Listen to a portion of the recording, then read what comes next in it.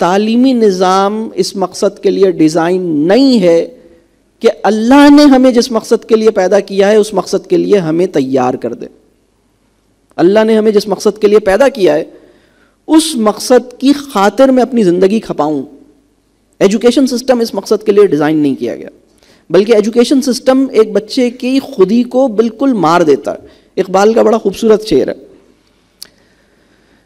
تعلیم کے تیزاب میں ڈال اس کی خودی کو. تعلیم کو آپ سوچئے کہ تعلیم اتنی تکلیف دہ ہے کہ اقبال اسے تیزاب کہہ رہے ہیں. تعلیم کے تیزاب میں ڈال اس کی خودی کو، ہو جائے ملائم تو جدھر چاہے اسے پھیر.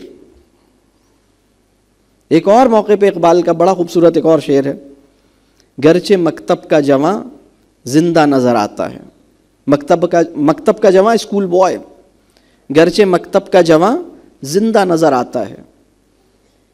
یعنی بظاہر تو یہ زندہ نظر آتا ہے ہمیں اسکول بوائے، گرچہ مکتب کا جواں زندہ نظر آتا ہے. مردہ ہے مانگ کے لایا ہے فرنگی سے نفس،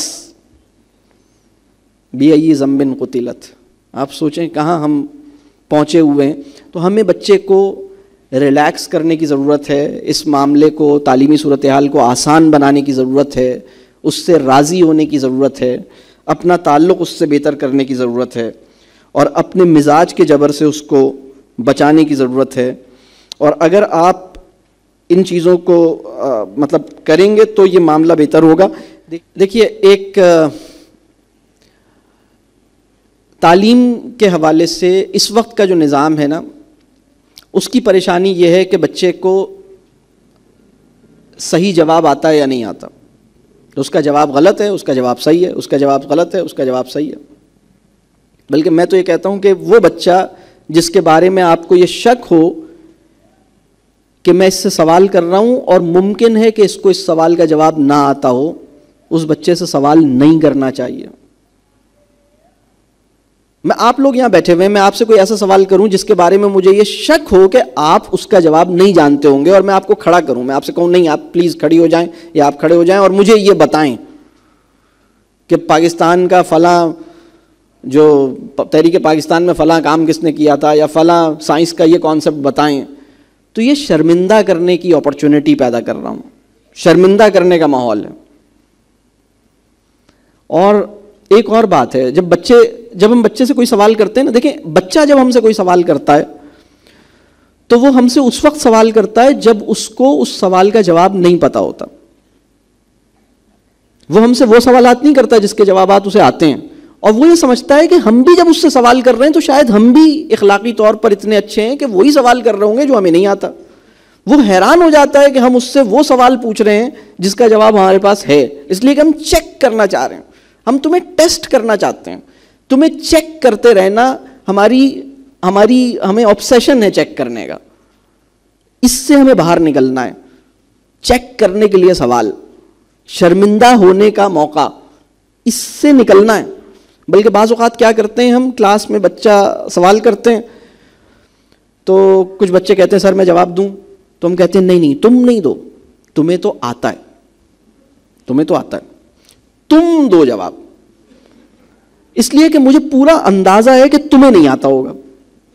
تو ڈھونڈ کے اس بچے سے سوال کرتے ہیں جس کے بارے میں اندازہ ہو کہ اسے جواب نہیں آتا. اس کے نتیجے میں کیا ہوتا ہے؟ اس کے نتیجے میں وہ انسان شرمندہ ہوتا ہے. شرمندہ نہیں کریں. پریشانی کی بات یہ نہیں ہوتی کہ بچے کو جواب نہیں آتا، پریشانی کی بات یہ ہوتی ہے کہ بچے نے سوال کرنا چھوڑ دیا.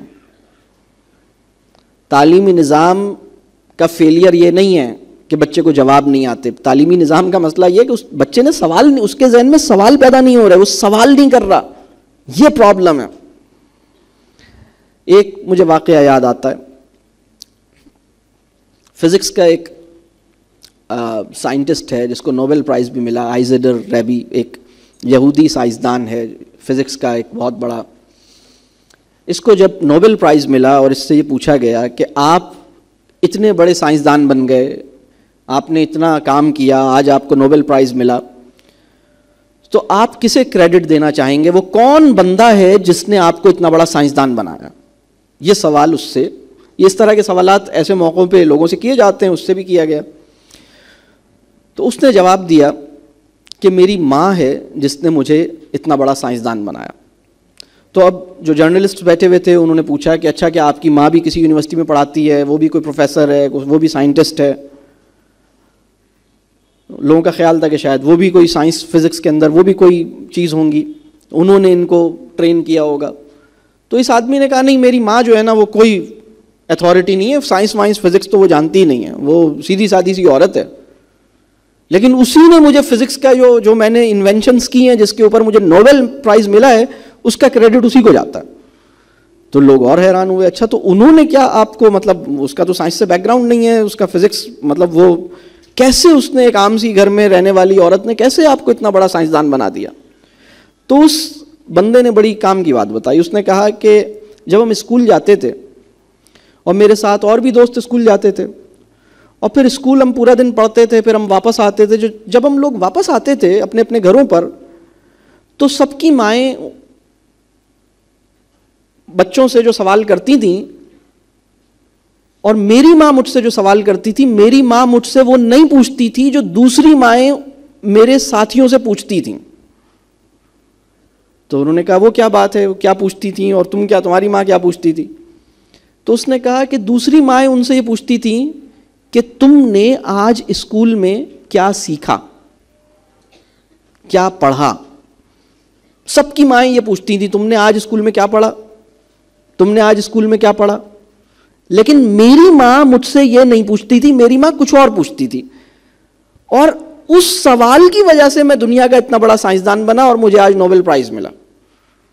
تو لوگوں نے پوچھا وہ کون سا سوال تھا، کیا پوچھتی تھی وہ؟ تو اس نے کہا کہ میری ماں مجھ سے پوچھتی تھی کہ آج تم نے اسکول میں کیا سوال کیا. میری ماں مجھ سے یہ پوچھتی تھی کہ آج تم نے اسکول میں کیا سوال کیا. سب کی مائیں پوچھتی تھیں آج اسکول میں کیا پڑھا. تو اس میری ماں کے اس سوال نے مجھے دنیا کا اتنا بڑا سائنسدان بنا دیا. تو آپ کے لیے زیادہ اہم بات یہ ہے کہ آپ کا بچہ، اللہ نے اس کو بہترین ذہن عطا کیا ہے، اس کی آنکھوں میں چمک ہوتی ہے. میں تو واضح فرق محسوس کرتا ہوں بچوں کی باڈی لینگویج میں، بچوں کی آنکھوں کی چمک میں، بچوں کے فیشل ایکسپریشنز میں، اسکول جانے سے پہلے اور اسکول جانے کے بعد واضح فرق محسوس کرتا ہوں. یعنی جس بچے نے اسکول جانا شروع نہیں کیا تو ہم اس کو بالکل مار دیتے ہیں، اس کو دبا دیتے ہیں اور صرف اس بات پہ مطمئن ہو جاتے ہیں کہ اس کے نمبر زیادہ ہیں. تو کبھی کبھی کیا ہوتا ہے، ہم ایگزام جیت جاتے ہیں اور بچہ ہار جاتے ہیں. اس سے بہتر ہے کہ ہم بچہ جیت لیں اور ایگزام کو لات مار دیں. ہم کہیں ٹھیک ہے ایگزام بھی دے دو اگر دینا ہے، لیکن ایگزام کی وجہ سے میں تمہیں اپریشیٹ نہیں کر رہا. تم امپورٹنٹ ہو، تم اہم ہو، تمہیں اللہ نے ایک بہترین انسان بنایا ہے، اپنے اوپر یقین کرو، اللہ کا تمہارے ساتھ جو تعلق ہے اس کو محسوس کرو اور اس بات پر خوش ہو، مطمئن ہو. تو تم جیسے بھی ہو میرے ہو. ہر بچے کو یہ احساس منتقل کیجئے کہ تم جیسے بھی ہو میرے ہو. تمہارے نمبر کم ہیں یا زیادہ ہیں، تم میرے ہو. تم پاس ہو یا فیل ہو، تم میرے ہو. اور اگر آپ اس کو یہ کانفیڈنس دیں گے تو انشاءاللہ آپ کا بچہ بڑے کام کرے گا، آگے بڑھے گا. یہ اس کی اس دنیا کے لیے اور اس دنیا کے لیے اچھی چیز ہوگی.